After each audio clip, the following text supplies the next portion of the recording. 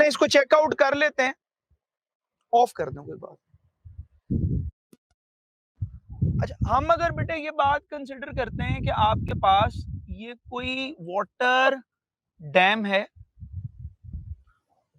और यहां पर आपके पास हमारे पास अगर वाटर स्टोर है और हम इस वाटर को पास करते हैं डाउनवर्ड, तो ये अपने हाई पोटेंशियल से जब कभी लो पोटेंशियल पे जाता है तो वो टरबाइंस जो कि इसके पास इस तरह से मौजूद हैं, ये टरबाइंस मूव करना शुरू करती हैं।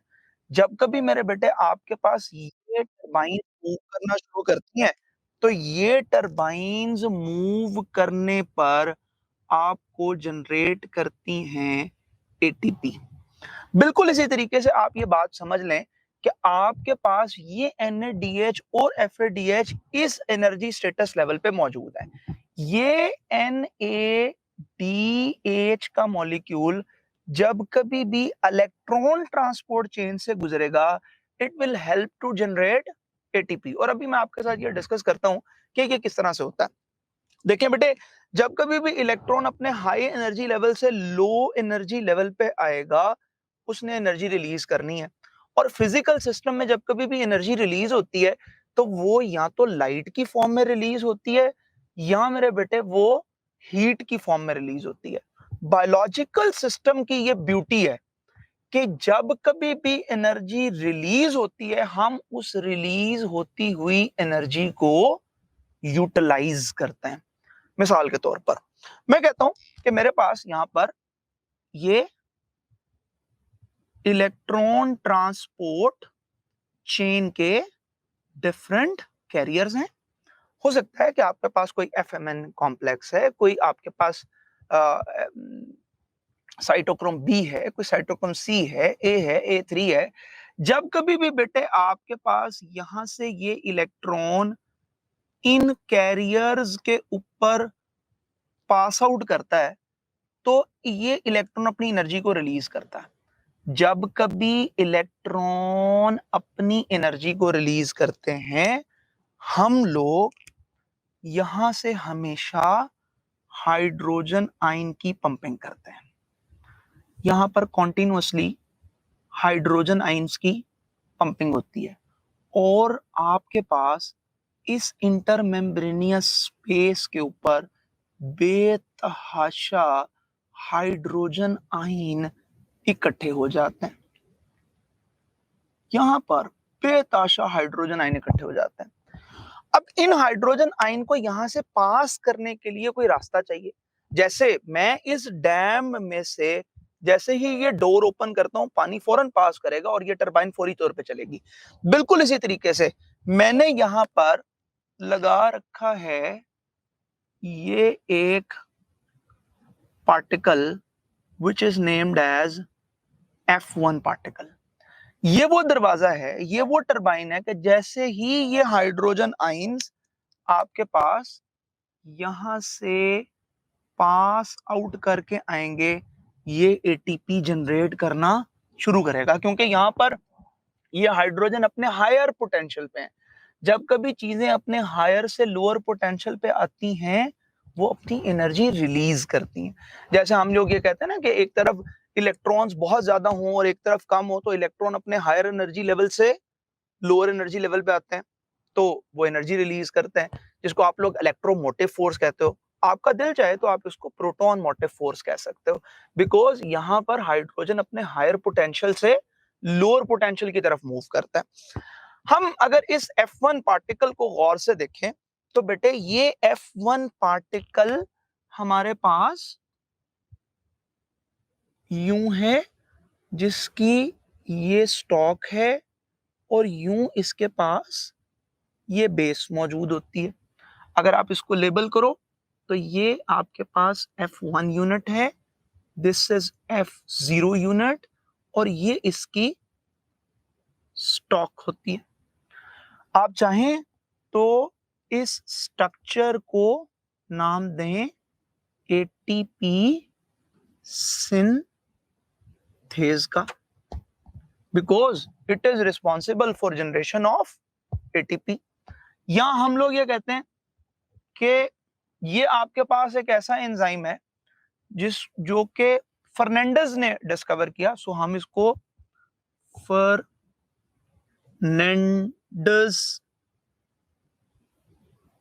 पार्टिकल बी कहते हैं। इनको हम लोग ऑक्सीसोम्स बी कहते हैं। इनको हम लोग एलिमेंट्री पार्टिकल्स बी कहते हैं। इनको हम लोग रैकर्स पार्टिकल बी कहते हैं। So these all names can be used for F1 particle. In short हम ये कहते हैं कि जब कभी भी ये आपके पास बिल्कुल इस तरह का एक गेट है, जैसे आपके भी किसी पार्क में एंटर होते हैं, तो उस पार्क में एंटर होने के लिए आपको एक रोटेटरी गेट से गुजरना पड़ता है। अब आप जितनी दफा उस रोटेटरी गेट से गुजरेंगे वो गेट उतनी दफा घूमेगा। बिल्कुल इसी तरीके से जितनी दफा हाइड्रोजन यहां से पास होगा उतने ज्यादा एटीपी मेरे बेटे आपके पास यहां से जनरेट होंगे। अच्छा, हम लोग ये बात पढ़ते हैं कि इन हाइड्रोजन का यहां पर जमे रहना या हाइड्रोजन का ज्यादा रहने के लिए जरूरी है कि आपके पास यहां से इलेक्ट्रॉन कॉन्टिन्यूअसली पास करते रहे, और इलेक्ट्रॉन को कॉन्टिन्यूअसली पास करने के लिए जरूरी है कि यहां पर ऑक्सीजन मौजूद हो।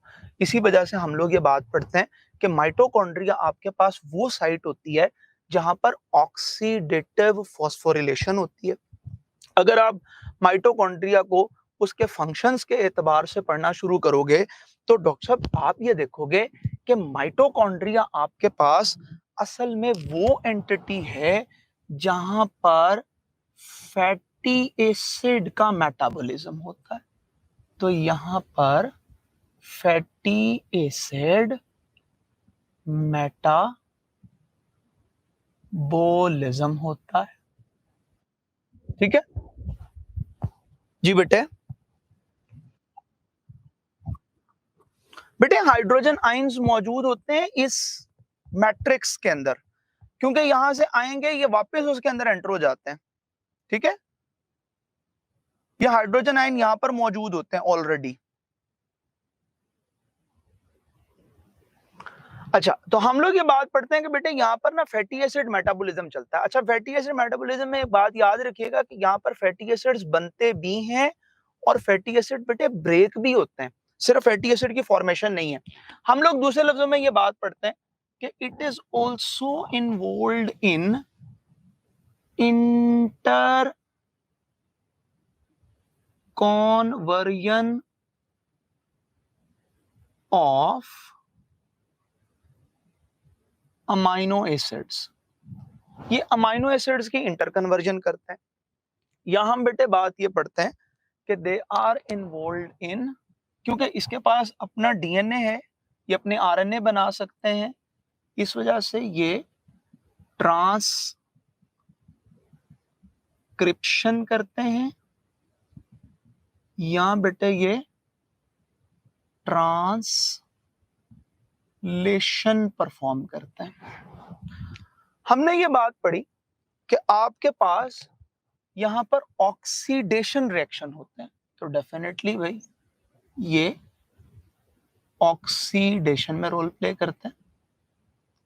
ऑक्सीडेशन ऑफ ऑर्गेनिक मॉलिक्यूल्स में रोल प्ले करते हैं। फर्दर मोर हमने ये कहा कि ये कीमियो ऑस्मोसिस करते हैं। अच्छा बेटे जी, ये कीमियो ऑस्मोसिस क्या होता है? What is chemiosmosis? आप मुझे बताएंगे कि बेटे ऑस्मोसिस का क्या कॉन्सेप्ट है? Movement of water molecule through a partially permeable membrane. लेकिन बेटा this is not a true concept, this is not a proper concept. हम लोग ये बात पढ़ते हैं कि देखें, मैं एक सिंपल सी एग्जांपल आपके साथ शेयर करता हूं। फॉर एग्जांपल मैं आपसे यूं कहता हूं कि बेटे मेरे पास ये कोई 2 क्लासरूम्स हैं, जिसमें से for example this is G1 and this is G2, और इन दोनों क्लासरूम्स में सिर्फ और सिर्फ बॉयज पढ़ते हैं, और इन बॉयज से रहा नहीं जाता। हाँ, they are facing a lot of problems. ये वो हैं जो कि कभी G2 से G1 में शिफ्टिंग करवाते हैं, G1 से G2 में शिफ्टिंग कराते हैं, क्योंकि इनसे रहा नहीं जा रहा। एडमिनिस्ट्रेशन ये करती है कि यहां पर कुछ फीमेल स्टूडेंट के भी एडमिशन करा देती है। बेटे G2 के सारे मसले हल हो जाते हैं। अच्छा, ये क्या है बेटे? असल में ये क्रॉसेस सारे वाटर के मॉलिक्यूल थे। जब ऑलॉन वाटर होता है तो उसका पोटेंशियल सबसे ज्यादा होता है, लेकिन जैसे ही सोल्यूट्स ऐड होते हैं, सोल्यूट आने की वजह से उनका पोटेंशियल कम हो जाता है। क्यों? क्योंकि वो अब जिस तरह से वो पहले वॉल के साथ स्ट्राइक कर रहे थे, अब उस तरह से वो वॉल से स्ट्राइक नहीं करते, अब वो अट्रैक्ट होते हैं इनकी तरफ, इस वजह से इनका पोटेंशियल कम हो गया। बेटे यहाँ पे कोई सोल्यूट आया? Here there is no solute. जब यहाँ पे कोई सोल्यूट नहीं है तो इन वाटर का पोटेंशियल सबसे ज्यादा है। तो ये वाटर के मॉलिक्यूल मूव करते हैं अपने हायर पोटेंशियल से लोअर पोटेंशियल की तरफ। जितना ज्यादा पोटेंशियल डिफरेंस होगा उतनी तेजी से मूवमेंट होगी। सो हम कहते हैं osmosis is the movement of water molecule from their higher potential to lower potential, from hypotonic to hypertonic environment, from low solute concentration to high solute concentration through a partially permeable membrane. तो this is termed as osmosis. हम यही concept यहां पर लेकर आ रहे हैं। हम कहते हैं यहां पर हाइड्रोजन आयंस जो मौजूद हैं बेटे, they are of extreme potential. ये इनका पोटेंशियल बहुत ज्यादा है, इनको एक रास्ता मिल गया जाने का। जब ये हाइड्रोजन आयन यहां से यहां पर मूव करते हैं तो ये अपने हायर पोटेंशियल से लोअर पोटेंशियल पे आ रहे हैं। चूंकि ये वाटर मॉलिक्यूल नहीं है, केमिकल है, so it is named as chemiosmosis. लेकिन इनके मूवमेंट की कीमियोस्मोसिस का एक फायदा हमें ये होता है कि साथ में हमारे पास एटीपी जनरेट होना शुरू हो जाते हैं। सो हम लोगों ने ये कहा कि chemiosmosis is the movement of hydrogen ion from higher potential to lower potential couple with the generation of ATP, जिसको आप लोग ऑक्सीडेटिव फॉस्फोरिलेशन कहते हो। हम लोग ये बात समझते हैं कि भाई आपके पास ये वो यूनिट हैं जहां पर हीट जनरेट होती है। अब हीट जनरेशन की जब कभी आप बात करते हो तो एक बात ये समझ आती है कि जहां, क्योंकि ये सेल की फर्नेसेस हैं, और हम लोग ये बात समझते हैं कि हीट किसी जगह पर उतनी ज्यादा जनरेट होगी जितने ज्यादा माइटोकॉन्ड्रिया होंगे। इसका मतलब ये है कि आपके पास माइटोकॉन्ड्रिया सेलुलर हीट प्रोड्यूस करते हैं। इसी वजह से हम ये बात पढ़ते हैं कि आपके पास माइटोकॉन्ड्रिया का नंबर कितना होगा ये डिपेंड करता है थायरॉक्सिन के साथ। ये थायरॉक्सिन के साथ एसोसिएट करेगा, यानी जितना ज्यादा थायरॉक्सिन प्रोड्यूस होगा उतने ज्यादा माइटोकॉन्ड्रिया प्रोड्यूस होंगे, क्योंकि थायरॉक्सिन तब प्रोड्यूस होता है जब आपको हीट रिक्वायर होती है और माइटोकॉन्ड्रिया हीट को प्रोड्यूस करते हैं। सो हम एक नतीजे पे यूं पहुंचते हैं, हम लोग यूं कह सकते हैं कि किसी भी जगह पर माइटोकॉन्ड्रिया के नंबर का, यानी नंबर ऑफ माइटोकॉन्ड्रिया का डिपेंडेंस होता है सेलुलर फिजियोलॉजी के ऊपर कि सेल फंक्शनली कितना एक्टिव स्टेट पे है। आया वो सेल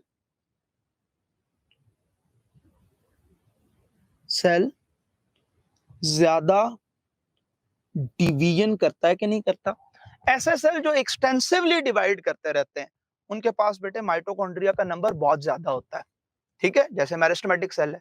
जैसे कैंसरस सेल के अंदर माइटोकॉन्ड्रिया बहुत ज्यादा होता है, इसलिए आपने देखा होगा कि कैंसर सेल की आइडेंटिफिकेशन ये है कि वो बॉडी के बाकी सेल्स के मुकाबले में ज्यादा हीटअप सेल होता है, इस वजह से क्योंकि उसके पास माइटोकॉन्ड्रिया ज्यादा है। तो हम कहते हैं कि कैंसरस सेल के अंदर क्योंकि डिवीजन बहुत रैपिड हो रही है इस वजह से उसके अंदर माइटोकॉन्ड्रिया ज्यादा होता है। या हम मेटाबॉलिक स्टेटस के ऊपर बात करते हैं। तो किसी सेल के अंदर माइटोकॉन्ड्रिया का नंबर एसोसिएट करेगा वहां पर मौजूद इन फैक्टर्स के अंदर, बिकॉज ये हीट जनरेट करते हैं। फर्दर मोर हम ये कहते हैं कि यहां पर ऑक्सीडेटिव फॉस्फोरिलेशन होती है, यानी ऑक्सीजन की प्रेजेंस में होती है, एरोबिक रेस्पिरेशन होती है। सो oxidative phosphorylation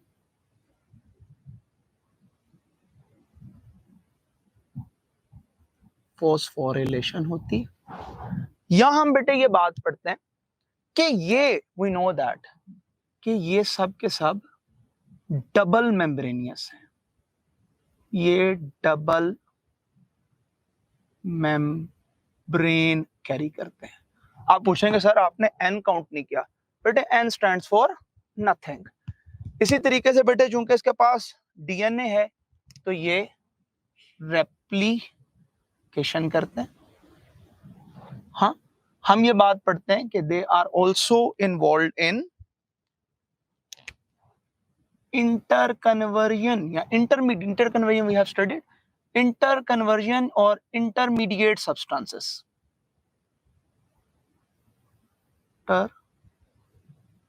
intermediate substances produce करते हैं। या हम लोग ये बात पढ़ते हैं कि ये ऑटोनोमस नेचर के होते हैं, ऑटोनोमस नेचर की बॉडीज हैं, लेकिन हम कहते हैं कि चूंकि ये सेल पे किसी तरह से डिपेंड करते हैं इसलिए इसको हम लोग सेमी ऑटोनोमस कंसीडर करते हैं। कुछ दो इंफॉर्मेशन जो कि बलोचसन की बुक के अंदर उसने और लिखी हैं वो एसोसिएट करती हैं माइटोकॉन्ड्रिया के साथ, कि जैसे हम कहते हैं कि किसी सेल के अंदर जितने भी जीन्स होते हैं हम उसको उसका जीनोम कंसीडर करते हैं। बिल्कुल इसी तरीके से हम ये बात पढ़ते हैं कि किसी सेल के अंदर जितने नंबर ऑफ माइटोकॉन्ड्रिया पाए जाते हैं